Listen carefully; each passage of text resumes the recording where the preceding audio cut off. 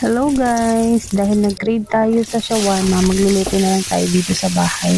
Siyempre, para mas tipid, meron ako ditong 3/4 na chicken breast. Ayan, igisa na natin sa bawang. Lagyan na rin natin ng seasonings, black pepper. Pagsamasamahin lang siya natin dyan. At meron ako ditong chicken broth cubes. Ayan, pampasarap.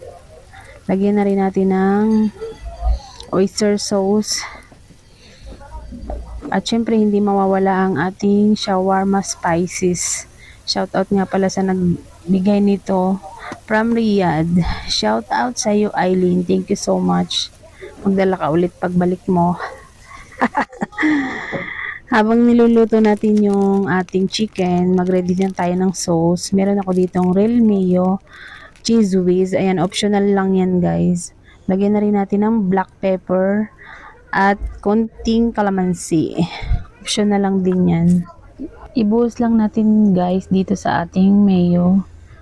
Ating i-mix-mix lang pag samasamahin natin. O diba?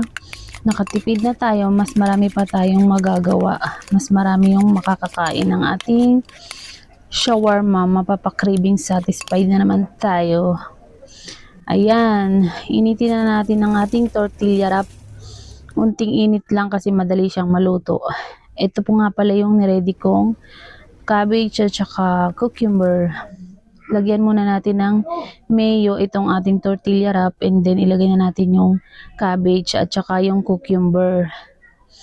And then yung toppings natin dito yung niluto natin kaninang chicken. Magsama-samahin lang natin yan guys.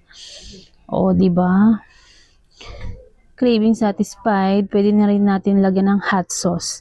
Thank you for watching guys!